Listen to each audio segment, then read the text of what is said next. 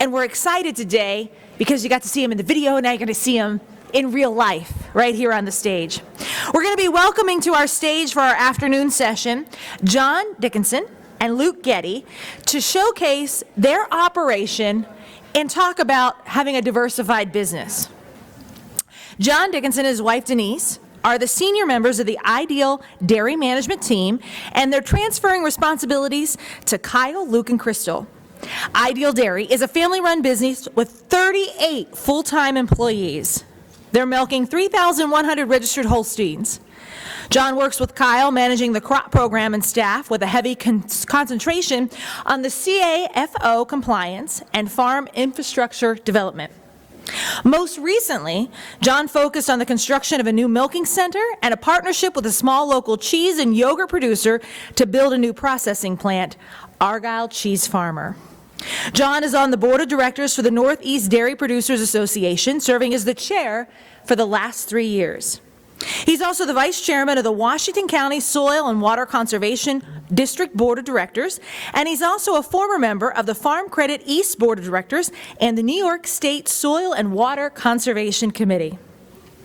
Luke Getty grew up on his family's registered Holstein farm, Main Drag Holsteins, 5 miles north of Ideal Dairy. In 2011, he purchased the cattle from his parents. In 2013, there was an opportunity to join forces with Ideal Dairy, and he worked into a partnership and expansion. Today, Luke manages the Ideal Dairy herd and the team that cares for the herd. With passion for breeding and developing high-performing herds, Luke also assists in the genetics and merchandising side of the business as a member of Cookie Cutter Holsteins. Cookie Cutter runs an extensive IVF program and markets several high genomic males and females annually. Luke and his wife Jessica have 4 children that they say they hope someday will take a strong interest in agriculture. This session is sponsored this afternoon by the American Dairy Association Northeast, your local dairy checkoff association. The American Dairy Farmer Series is one of the many excellent programs that ADAIN offers to promote dairy and connect consumers with the farms so that they know where their food comes from. So please make welcome to the stage at this time John Dickinson and Luke Getty.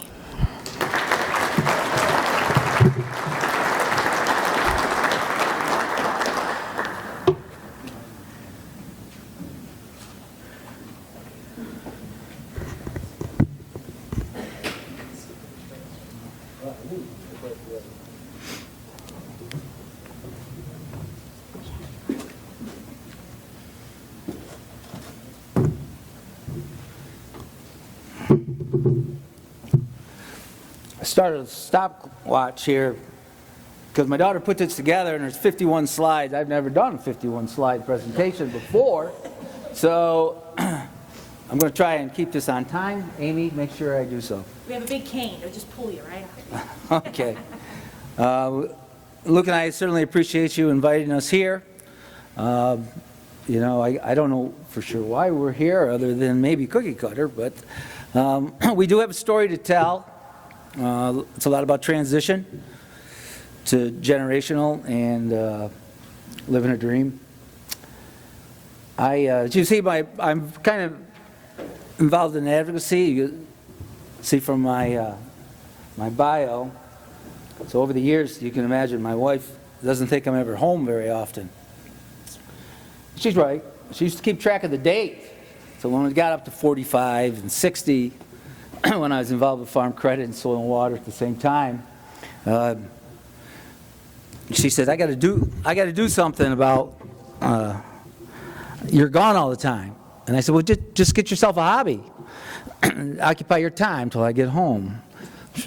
So I got to roll the eyes, and I come home one time, she's got chickens. Got 3 chickens, 2 roosters and 1 hen.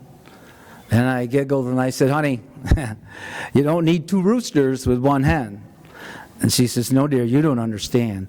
When 1 rooster's gone half the time, she needs 2 roosters. Okay, here we go. Let's see, left is right? Yep. I can't see that.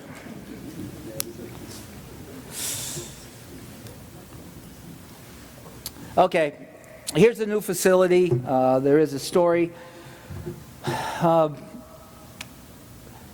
now we're milking 3,100 cows in our 72 stall rotary. Use this if it's easier. That's easier. Thank you.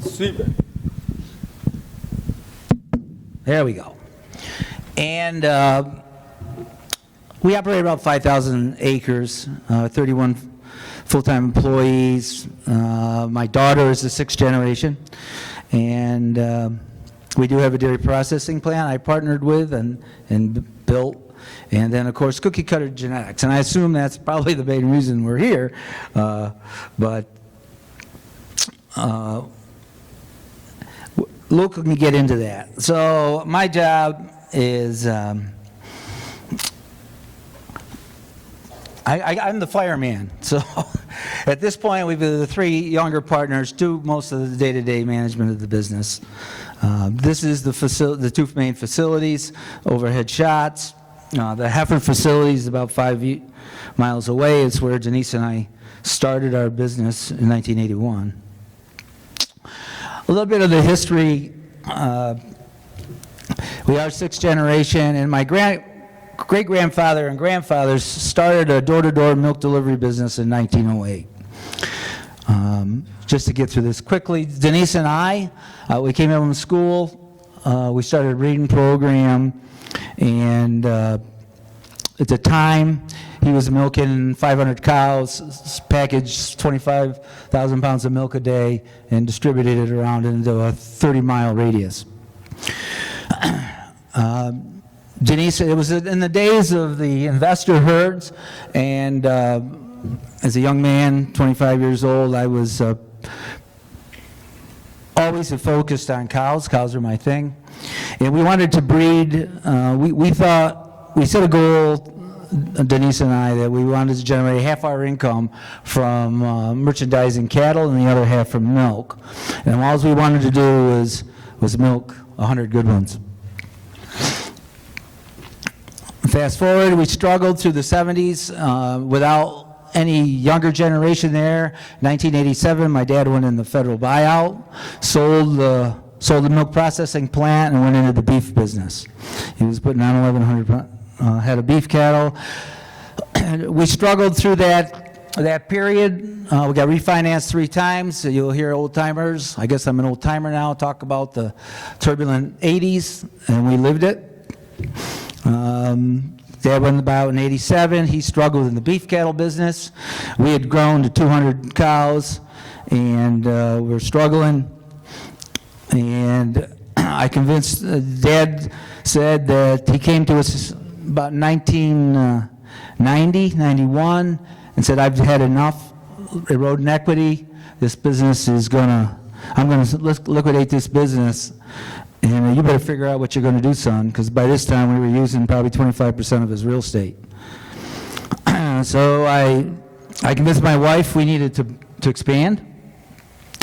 We remodeled his old facility, put in a double 14 parallel.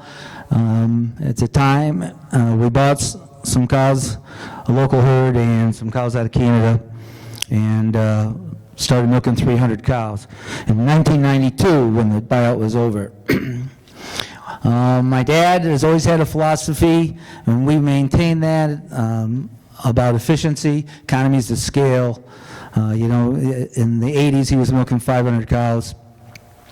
But cows have always been the center of what we do. We do have 3 other heifer facilities that we do keep bred heifers at besides those two facilities. This is the whole family, the 2 families together, the Dickinsons and the Gettys. My 91-year-old mother is still there. She still helps Crystal in the office. As Luke and Kyle parents are involved in the business, and my daughter. We still play together. We just got back from St. John with Kyle and his family and Crystal's family. So there's 5 managing partners at this point. I basically am involved in crops and nutrient management and maintenance. Kyle, cropping, nutrient management. All the feed procurement is his thing. Ingredients contracting. and any of the people that is involved with manure and feeding. Luke manages the herd, the genetic program, implements the genetic program, the milking center, and all the employees that handle the involved in the milking, and helps with the crop program when he's needed. Crystal, or Denise, is her passion is genetics, breeding cows.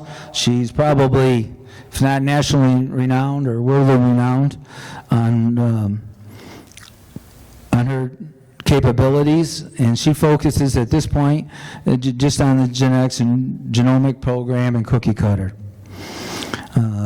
Crystal, she manages all the bookkeeping, the record keeping, the data input, analyzing, community outreach. She's got a background in education, so community outreach was important to her. Kyle came into the business in 2009. He graduated from Cornell, spent 2 years working for Pro Dairy, and wanted to get back in production agriculture, and I always hinted the door would be open if he was interested. Crystal came in 2011 after Kyle came back. It was an impetus for her to get involved. And then in 2013, Luke was buying his parents' herd out and operating there. And he had an appetite for something larger. And it was an opportunity for him. Our herdsman started his own foot trimming business, and it left an opening for Luke, and he came in. So compensation. So we had three junior partners, particularly Kyle and Luke. We wanted to we wanted to compensate them, but we believed in sweat equity. That's the way we brought up. They were receptive to it. You got to understand that the three of them brought up on 100 or 200 cow dairies, and there's no entitlement in those kind of environments or in those kind of working conditions. They worked because they had to, not because they were getting paid. So this whole skin in the game and sweat equity wasn't foreign to them. And what we did is we developed a phantom cow program. So we agreed on what their compensation level should be on a competitive basis, whether it was Kyle, working in a financial business, or Luke managing cows in some other place. And we put a value on it, and then they made a decision how much on a weekly cash basis they wanted, and the rest of it was purchasing phantom cattle. It was all deferred comp. So at the time, Ideal Dairy was an S corp, and it was just accumulated. Basically a deferred income. And what we did on that, it was a milk check allocation, and for the money that was collected over those few years, we paid them the same ROE that the business enjoyed as added to their deferred compensation. So you can imagine 2014 was one of those years, and there was a significant bump. So they accumulated a few $100,000 in those few years. When we went to form the LLC, the five of us contributed something. Let me go back and Luke had 160 cows. So when he brought them into the business, again, we paid him an ROE return based on a per cow basis. On the investment, we came to an agreement on what the cows were worth, and we paid him an ROE on the cows that he had at our dairy. It was 160, wasn't it, initially? So in 27, so now Denise and I are at a crossroads here. We got three people interested in our business. And prior to Kyle coming in, there was nobody interested in Ideal Dairy. We treaded water, there's environmental concerns, it was going to take $1.5 million of investment to bring us up to regulatory standards under the New York State CAFO permit. And there was no way that her and I, with nobody behind us, we just weren't willing to spend that money. So with a little encouragement and enthusiasm from Kyle, it changed our focus. So now I have 3 people. We went through this. We formed an LLC. The deferred income, the assets, each of them put in. Denise and I put in a little bit of our own personal income, equity, and then there was the corporation. So the corporation still owned 85% of the total asset equities of in the LLC. But utilizing profit sharing, the corporation only got 5% of the profit share. So the rest of it was split up between the 4 of us. How much time committed Crystal as a family? She only wanted to work 5.5 days and on a regular basis, and of course the boys. And my wife didn't want to work as much, but the boys would do whatever it took. So obviously there was some corrections there.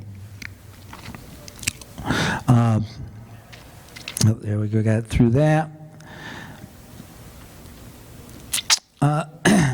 So one of the we had a team that worked on this. We had a lawyer. We had our accountant. And one of the things that came out of it, we really needed to set up some kind of a life insurance LLC for future buyouts or in debt. And I would encourage people who are going through transitions, make sure your accountant's involved, and there's significant tax implications, and have a lawyer involved that all you feel confident with. The foundation behind it was our buy-sell and an operating agreement.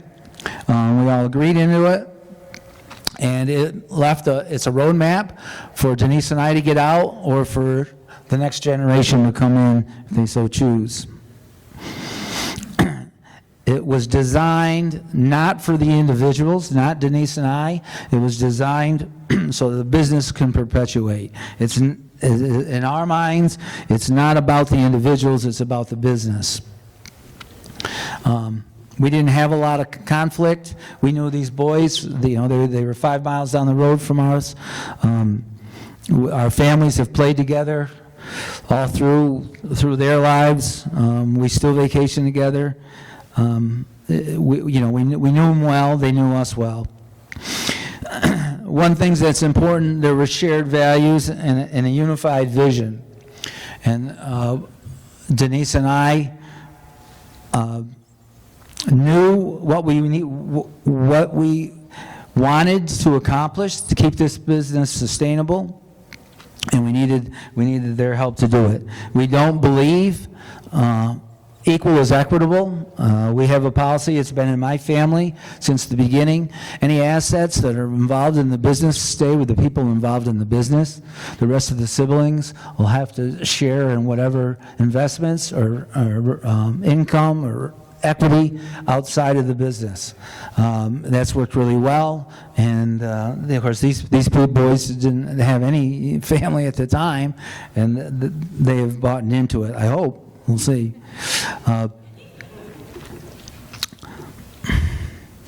Very diverse.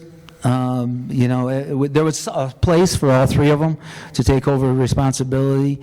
And we have Monday morning meetings where the 5 of us all get together, and there may be some bantering, there's difference of opinions, but at the end of the day, there's second guessing, there's debate, but at the end of the day, everyone's left alone to really take the lead in their area of management.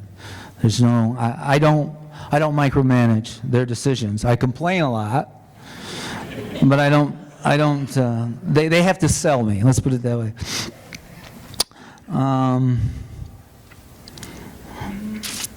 I spoke about that. So we do have challenges, right? So now Denise and I, we do have, I think, a mandatory retirement age of 70, right? 66. I think that's in there. Let's read that, huh? So what is important here, part of this whole expansion plan that we did in 2017 was to figure out how Denise and I are going to get some equity out of this business and keep it going. So stay tuned. We haven't figured it out yet. But things are looking brighter. So the parlor in 2016, we were 1,700 cows with the additional Luke's cows, and it's a double 14 that we built in '92. It's 25 years old. Luke was running it, and it took us. We could only get 2.5 turns in the end there, pretty much. Very overcrowded. The parlor was obviously antiquated and really beat pretty hard. So what was important to the 5 of us is to build a facility that would be competitive in eastern New York for the next 30 years. And it wasn't, and to fit into our community. So you got to remember that throughout my whole life, we sold milk to all the area schools. So everybody within a 30-mile radius knew Ideal Dairy because they grew up drinking our milk in our schools. But now, since it's closed in '87, we're getting 20, 30 years in here, and so another generation has gone by, and they really don't know us. And from a personal standpoint, it was very concerning to me. Crystal was all about outreach and community, so she wanted to have a method of teaching our practices to the community, try to get back connected to Hudson Falls. So what we did is we spent 2 winters, I think, traveling the country. We went to Oregon, Washington, Wisconsin, Michigan, we bank Michigan, California, touring the country to see what facilities we thought were the most efficient, the most likely to withstand and be sustainable economically. I hate the word sustainable. A word with as many definitions as sustainable has no definition, but we'll use that. I codify it by economically sustainable. So what we landed on was a system that we thought was more inviting for cows, more inviting for people, would give us cash flow and the size and scale to invest in drag hose systems and a teaching center for the community. This is the parlor we ended up building. It's a 72-stall rotary. Took 6 months to construct. By the time we got done, because we had and buying base and cows, we had close to $10 million into this. And basically, Denise and I leveraged every dollar of equity the 5 generations had put together. I'm going to turn it over to Luke, because we get into, I think we're here because of cookie cutter as much as anything, and he can get into some of the herd management stuff, some of the employee stuff. He manages most of the herd, and I'll come back in and talk about the crop program and nutrient management. Luke? How are we doing on time? 4:30.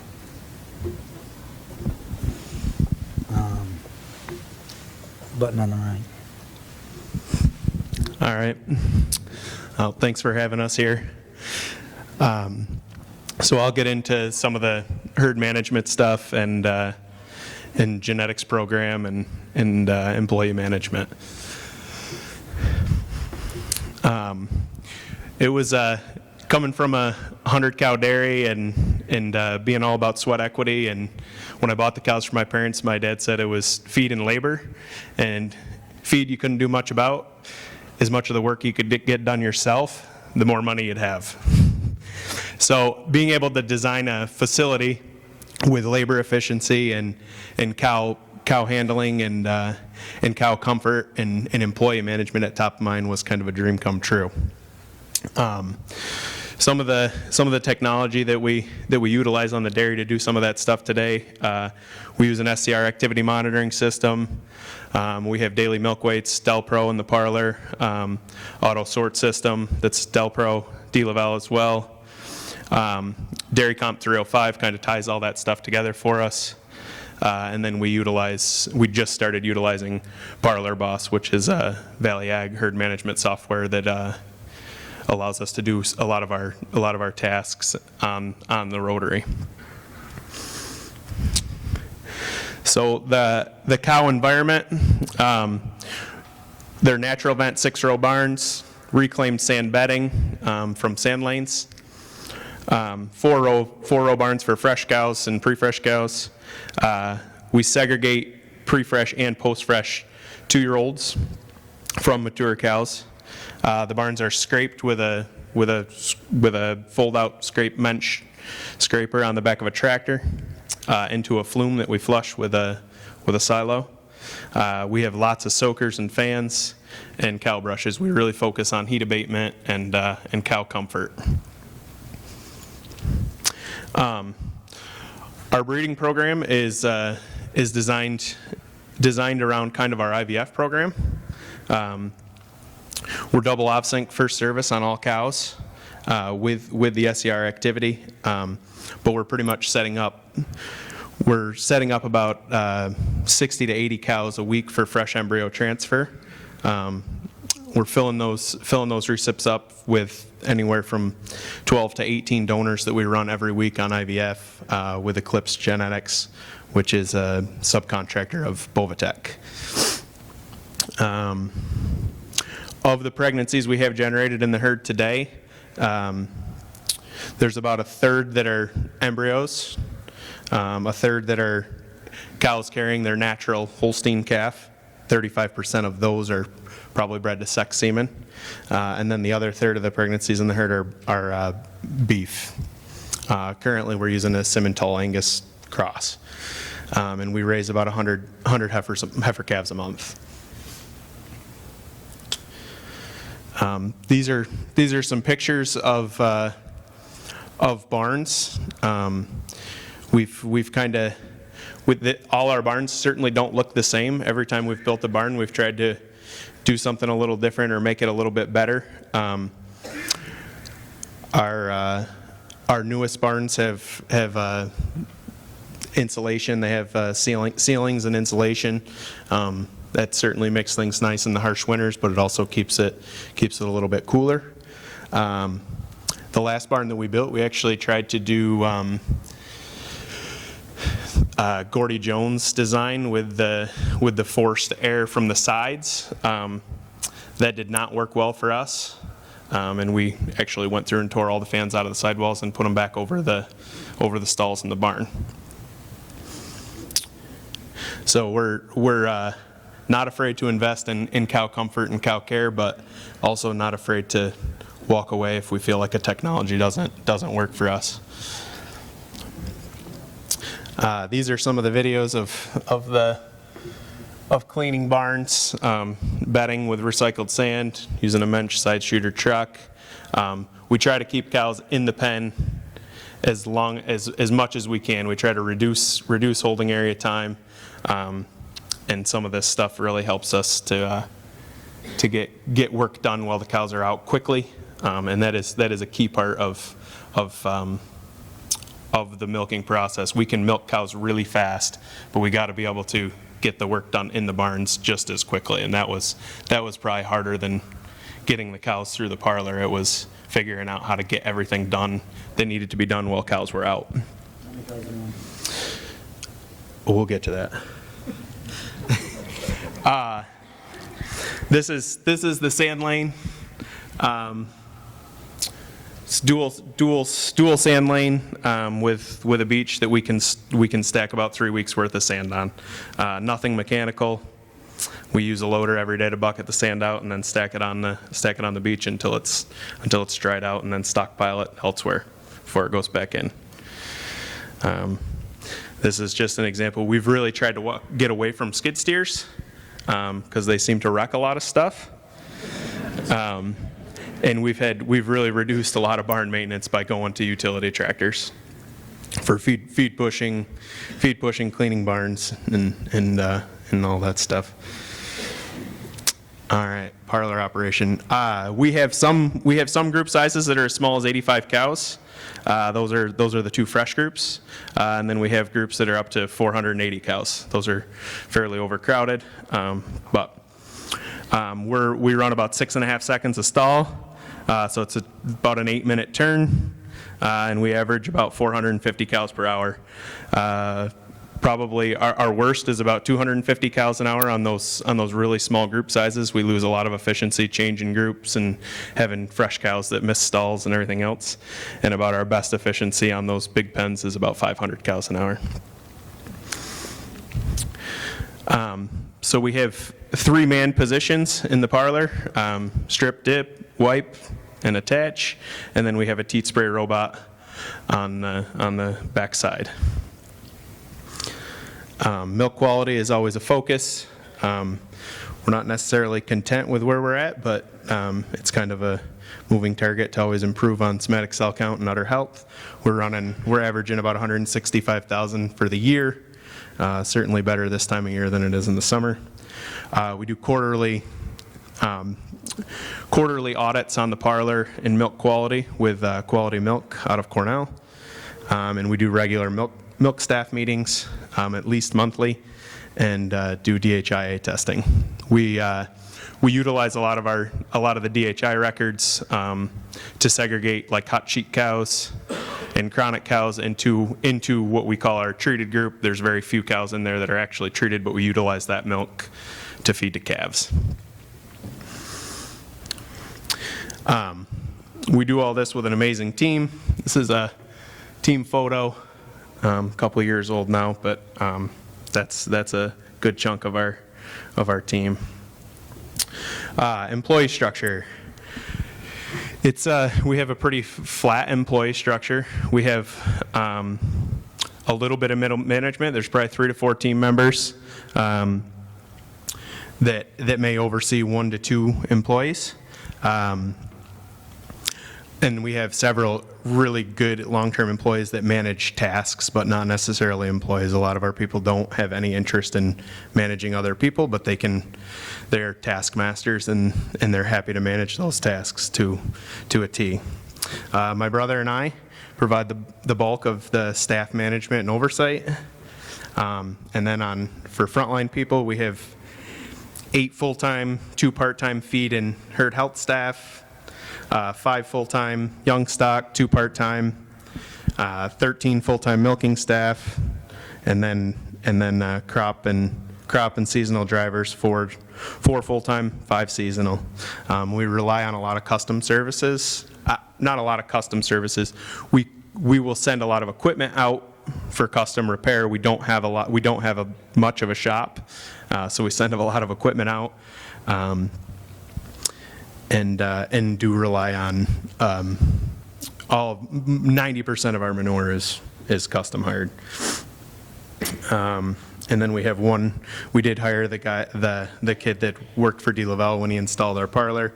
He was getting burnt out, being on call all the time, and we had an opportunity to hire him, so he takes care of all of our technology and controls.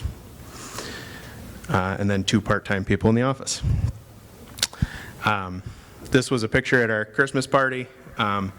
We have a great team of people. It is primarily foreign labor. 77% of the hours worked are foreign labor. This was a picture of people that have been with us 5 to 22 years. Our average work week is 65 to 70 hours. Sometimes our crop people will work 75 to 85 hours a week during key weather windows and when we're really trying to get stuff done. We provide housing for the majority of our staff. And at this point, we prefer to pay the overtime rather than adding staff. We have the crew that we have would just soon work hours, and we feel like we have a lot less mistakes, turnover, and it's just more effective with letting people work the number of hours that they want to versus trying to limit that and having more people. We have started using more part-time and seasonal people when possible to avoid some of the overtime restrictions that we're under at this point. We've done a lot of recruitment through our growth with internships, and I think we have 3 or 4 people that are working full-time with us now that are past interns. And like I said, we outsource service when possible. We've really, Crystal and I in particular, have really worked on employee engagement and satisfaction. These are the picture at the top is a wedding of one of our past employees that the majority of the farm got invited to. That was a challenge to try to keep things running while everybody was there. The middle picture is we do an employee picnic every summer and try to get everybody on the farm there for at least a couple hours at a time. So the employee experience is very important to us. We do annual performance reviews on most everyone, even right down to milkers. We'll try to do a marathon day where we'll go through and do kind of a 20-minute review with every milker just to give them some goals and some feedback on how they're doing, and it gives them an opportunity to talk to us. Quality housing is a huge deal for employee retention for us, we feel, and responsive to employee issues and concerns. Just a few pictures of some of our key employees. The one picture is during a field trip. One of our past interns is actually she's pretty passionate about education as well, and decided she wanted to be in charge of the nutrition station on one of our kindergarten field trips. And I'm going to let John take over on crops and environmental stewardship. How we doing? 2 minutes. If you can do it in 2 minutes, then we'll go to the question. 2 minutes. Seriously?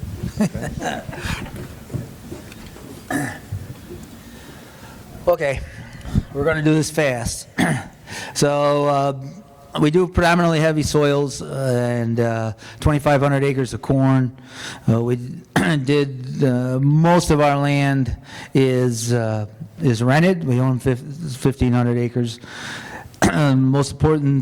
One of the most important thing is tiling. We budget to do 100 to 150 acres a year to tiling, and it's made a significantly difference. Nutrient management, we try to put all our manure through a hose, and we'll pump manure 8 miles. We have satellite storages, so we can get it. If we have to cross neighbors, some of it's buried, some of it we just lay across neighbors' land.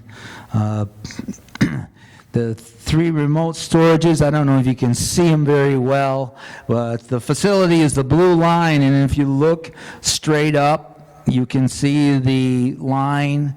And these storages, you can to a storage, and there's a 500 acre land base there, and off to the right, if you follow that line, which is hard to see, there's a 600 or 700 acre land base that we can all drag hose from the storages. We actually, there's one storage in between, and that's through 1.5 miles, and then there's the other one's 4.5 miles. So we actually go 7 miles pumping manure. We inject almost everything we can. It's mostly grass. We don't do much alfalfa, basically because of nutrient management, and we can get the manure in the ground. There's an odor advantages, and we can inject in grasses without hurting alfalfa. These are some of the community outreach stuff we do. Crystal does tours. I've done some advocacy at the farm with legislators. It just goes on and on. She does tours 2 days a week through a online sign up for 2 days a month throughout the summer. And we have schools come, and it's a pretty aggressive, particularly with the cheese plant. Some of the analytic tools, Luke uses the milk quality audits. We talked about that. We're very involved with benchmarking. We're involved in the Dairy Profit Center. We're involved with Cornell's Dairy Farm Business Summary, where we have a team with our financial consultant, Farm Credit, and our feed people, and sometimes our accountant. And we do a lot of mention. Efficiencies, the Milking Center, we are at 65 cows per man and just shy of 2 million pounds. Components, we have a goal of 7 pounds. Did you say we hit it here? Yeah. Fat-corrected milk's 101. Feed efficiency is real good. And the cull rate is always is 32%. We're working it down. Luke will... You ought to get into at some point talking about your swap and cow program. Feed philosophy is kind of a little unique. Most people are talking about growing as much forage as they can grow. Our philosophy is grow whatever generates the greatest return on a per acre basis.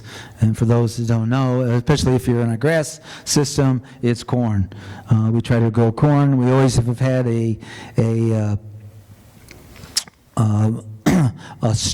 tight rotation, but with all the tiling, we're extending our corn rotations out on our clay soils for 2 to 3 additional years. So we're out 4 or 5 years on corn, and this has been the last 5 years, so our rotation's all screwed up.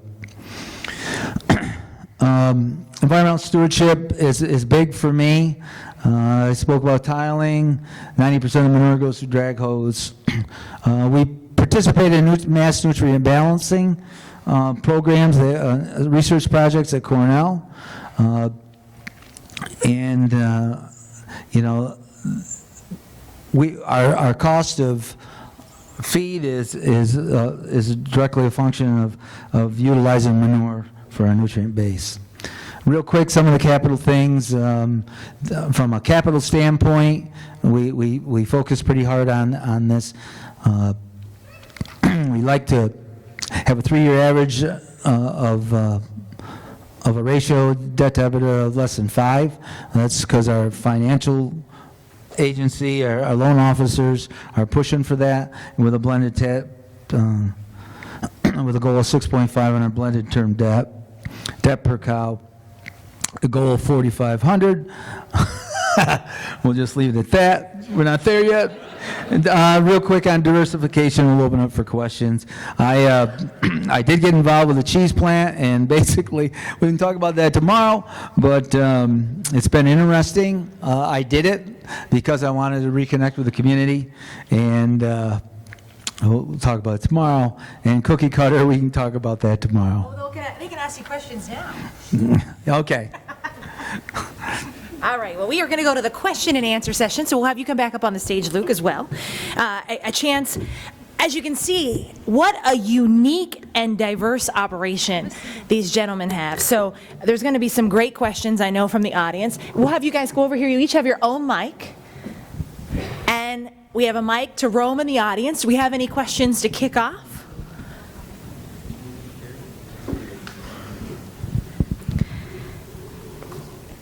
I have one to start. I know when I was listening to John and we were talking about this earlier, you had a really unique way of pulling in the younger generation, AKA your retirement plan, you and your wife want to. But tell us about, what are some of the things that you did to try to make that transition work? To, when people see how hard and long you've worked, getting the younger generation sometimes motivated to do that isn't so easy. I don't know. It was important to provide them with a system. It was important to Denise and I to provide them with a system that was efficient and sustainable, economically sustainable for their careers. That was the whole focus of the expansion and why we traveled around to find a system that we thought would be effective in New York. We didn't have to motivate it. They're self-motivated. It's just, it goes back to coming from a small dairy, in my opinion. And Luke, I'll do a follow-up question while we're waiting on some others.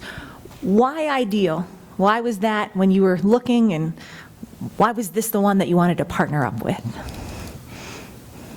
It was probably as close to family as you could get without, we are distantly related, but without being truly immediate family, it was about as close to family. We grew up together, we worked together,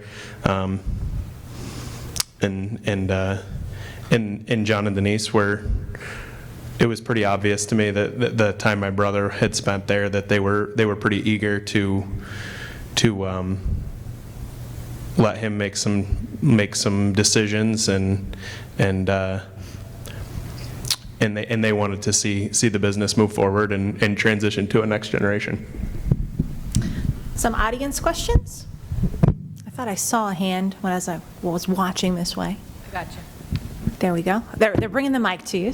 I've got a real quick question, Luke. You talked about this a little bit already, but the new overtime laws and minimum wage changes in New York. How much has that affected you? Is that something that really concerns you, or is it just something you've learned to live with or will learn to live with? What's your feelings on that? Yeah, when I first got here, I introduced myself, or somebody asked me where I was from. I said, from New York, and they said, oh, I'm sorry. So as chair of Northeast Dairy Producers, I've been pretty involved in these discussions. We fought it pretty hard. And I will say to my neighbors to the south that it doesn't matter. You're no longer in control. It doesn't matter the story you tell. It doesn't matter the truth. When there's people are making decisions for your business that you cannot influence, no matter how hard you tried. When 60% of the people that were testified in those wage board hearings requested to leave it at 60. And within 15 minutes after they closed the testimony, there was stacks and stacks of written-in testimony that they never even took the time to hear. That didn't answer your question. I'm just venting. I'm sorry. So I think when we first went, so we started, one of the things in the expansion was, I knew this was coming. It was just, we fought it, for the last five years, or now it's 7 or 8 years. So when we went from that 14-stall parlor to the 72, we had a labor issue, a good labor issue. We were 42 cows per man and 1.2 million pounds per man, and with a flick of a switch, we had all the efficiency that was gained.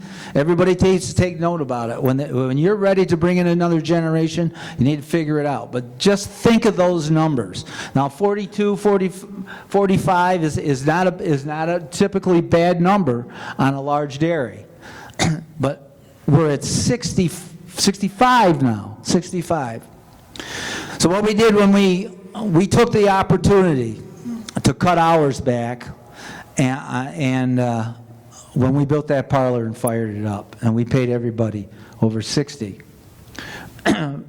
From that, and we cut it back. We gave them we cut them back from 70, 75 hours to 65. So we paid them $5 5 hours of overtime right from the get-go. And what it amounted to was the same amount of income that they were getting working 72 to 75. Because of that 5 hours. They worked less hours, but we were able to maintain their quality of life, their life, their standard of living.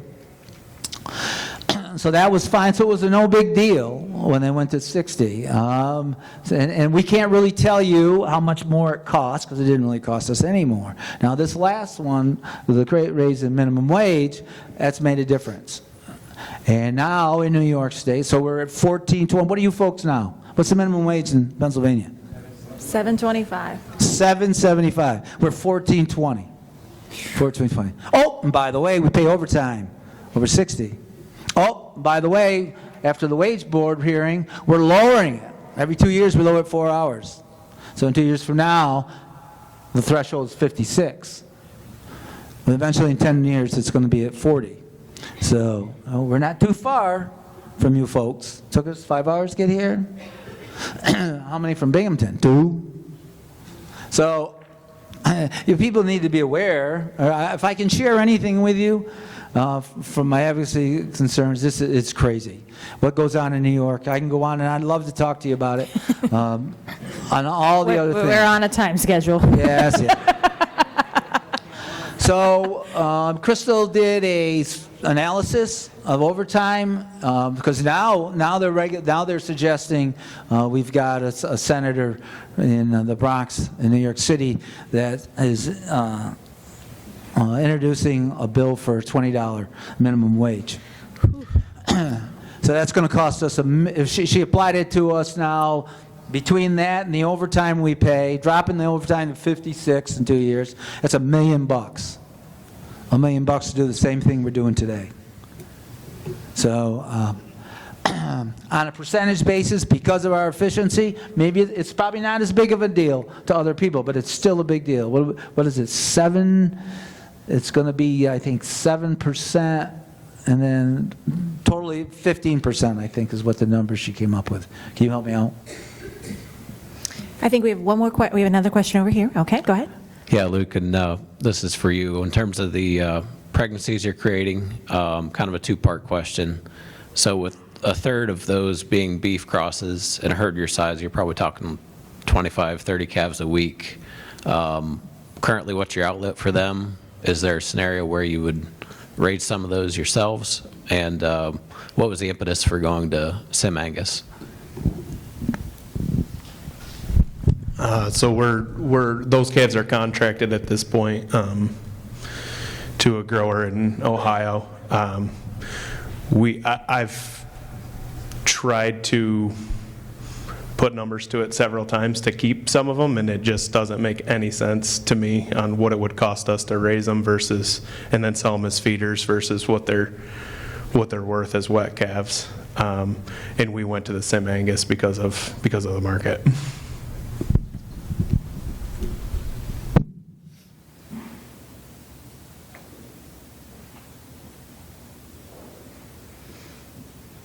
All right. I was like double checking if there was we do have a question over here. Okay.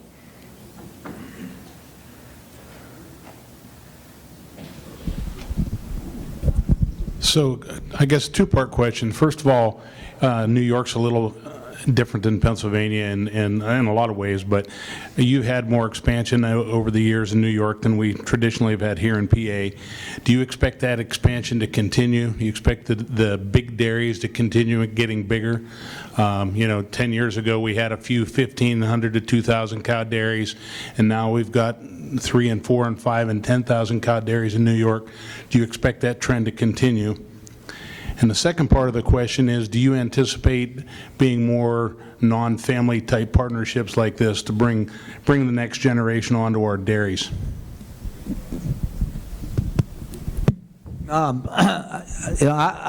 If there's any other questions, certainly I'll be around, and I'd certainly entertain them.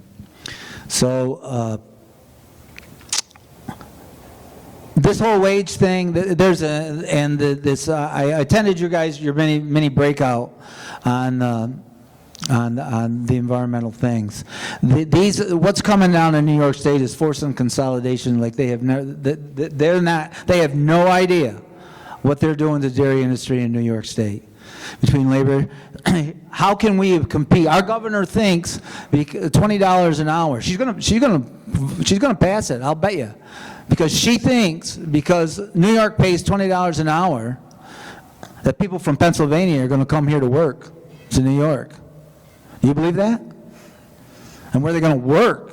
Because they're not going to be able to afford to stay in business. So the size. So why 3,000 cows? Well, there's some economies of scale that you gain there. The biggest thing that goes on, and it all plays into the CLC, the Climate Leadership Community Protection Act, where they're trying to establish requirements for environmental practices and sustainability, carbon sequestration, and that drives me crazy because only 6% of the total carbon emissions in this country is from agriculture. I don't know, with transportation and heat. Anyway, so there's going to be the only, you tell me it's a $500,000 proposition to put in a drag hose system and pumps and satellite storages like we've done. And how many 500 cow dairies can do that? How many custom operators are there out there that can spread manure?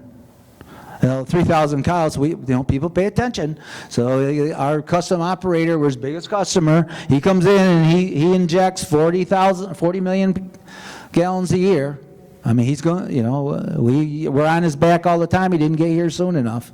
But, I mean, it's just people making decisions don't understand. There's nothing more they can, from producer groups, there's nothing more you can do than to keep making noise because they don't get it.